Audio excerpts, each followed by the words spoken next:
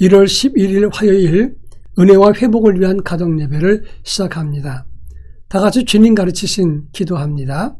하늘에 계신 우리 아버지, 아버지의 이름을 거룩하게 하시며 아버지의 나라가 오게 하시며 아버지의 뜻이 하늘에서와 같이 땅에서도 이루어지게 하소서.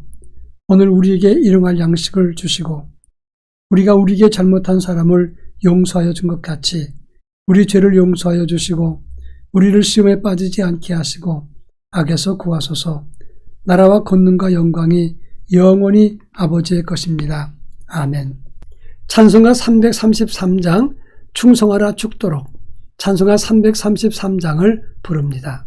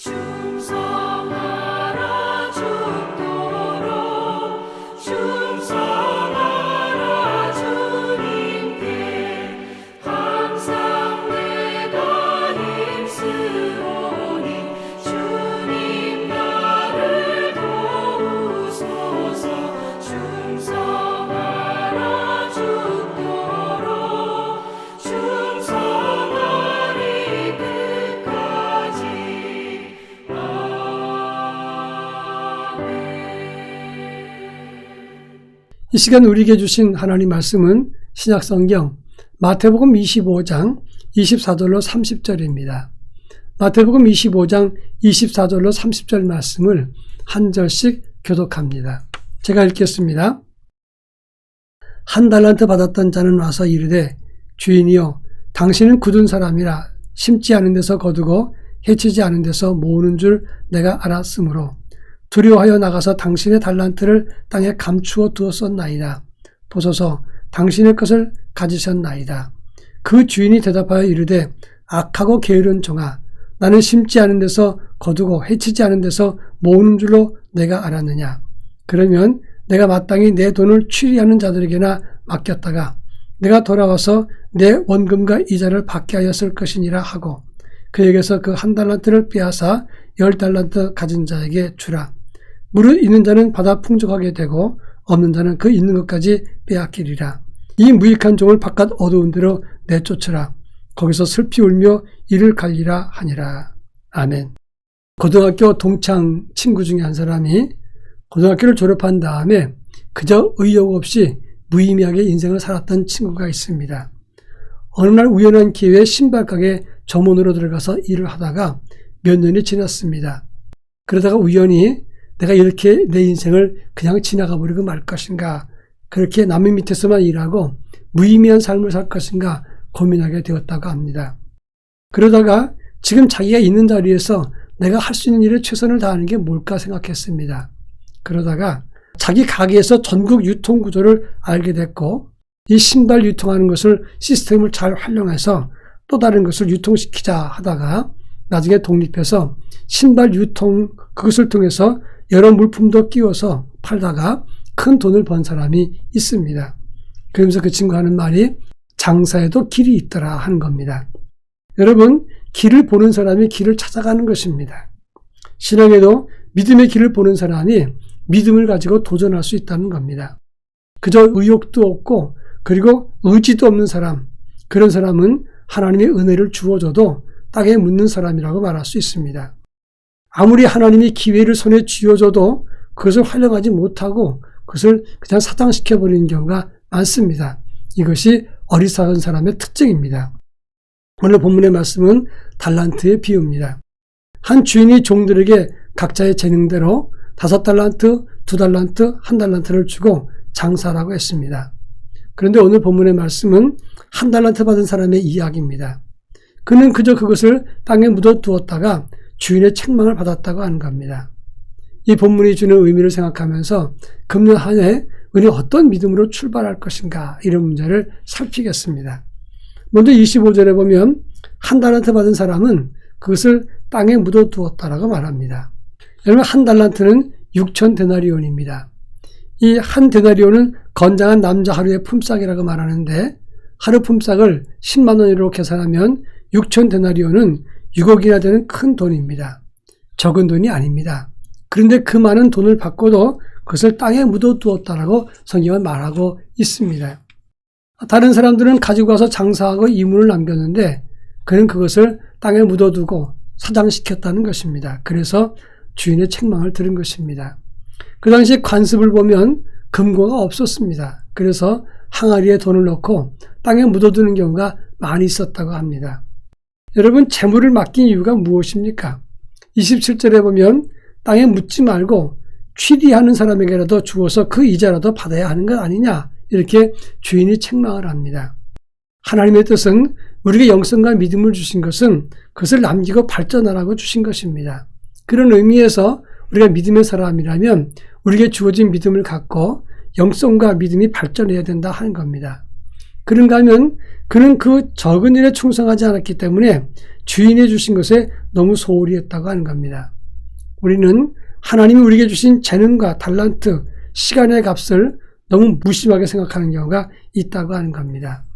가끔씩 시골에서 농사 지을 때 홍수 때문에 또는 기근 때문에 농사가 망쳐지는 경우가 있습니다. 들판이나 또는 밭이나 논 같은 데를 보면 식물들이 다 잘못됐습니다. 그러면 참 어렵겠다 생각을 하는데 신기한 것은 그 다음에 가면 더 많은 소출이 가득히 맺혀 있게 된다는 것입니다. 이것이 바로 시간의 값이라는 것을 말합니다. 여러분, 우리나라 6.25 이후에 우리나라는 이 세상에서 가장 못 사는 나라였습니다. 1인당 국민소득이 60달러를 조금 넘었습니다. 그런데 우리는 세월의 값을 잘 활용해서 세계 10대 경제 부국이 되었습니다. 근데 같은 동족이지만 북한은 같은 세월의 값을 가졌지만 전쟁에 힘을 썼을 때 가장 가난한 나라를 면치 못했다고 하는 겁니다. 하나님은 우리에게 달란트, 재능도 주시지만 세월도 주십니다.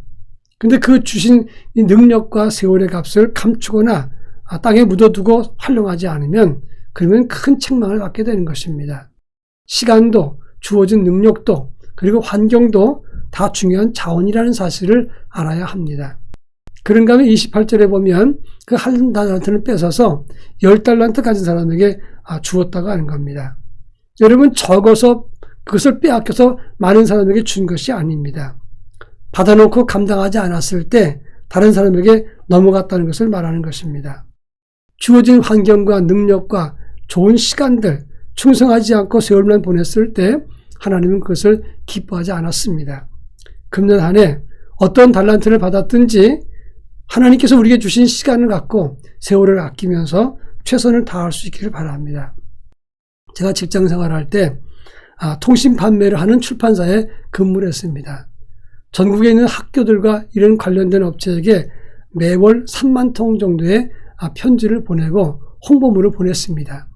매월 3만 통 정도의 편지를 보내면 그 우체국에서 이것을 요금별로 도장을 찍어서 보내는데 우체국도 너무 일이 많으니까 우리 보고 요금별로 도장을 찍고 우편 번호별로 구별해가지고 가져오라고 시켰습니다.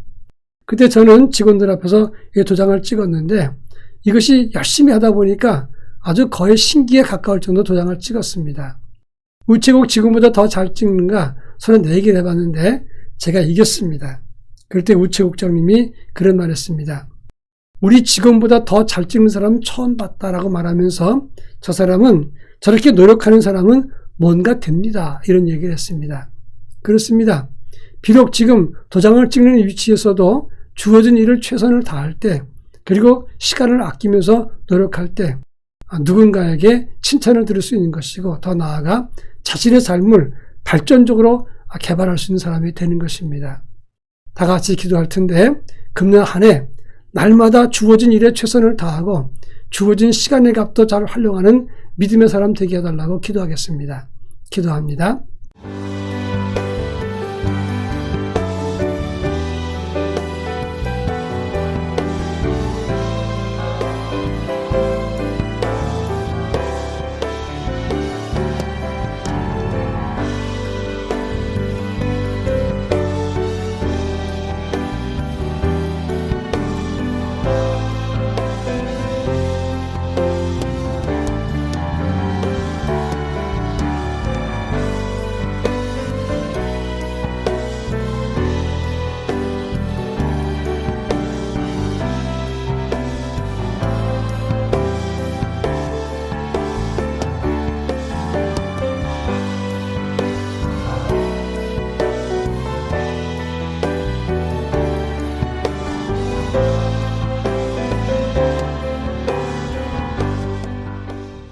사랑 많으신 하나님 아버지 감사합니다. 오늘도 저희들에게 생명을 주시고 능력 주시고 좋은 환경과 여러 가지 여건을 주신 것 감사합니다. 특별히 시간을 허락해 주셔서 고맙습니다. 주어진 일에 최선을 다할 수 있게 하시되 시간을 아끼고 세월의 값도 소중히 여겨서 하나님이 기뻐하는 열매를 가득 맺는 하나님의 자녀들이 되게 하옵소서. 예수님의 이름으로 기도합니다. 아멘.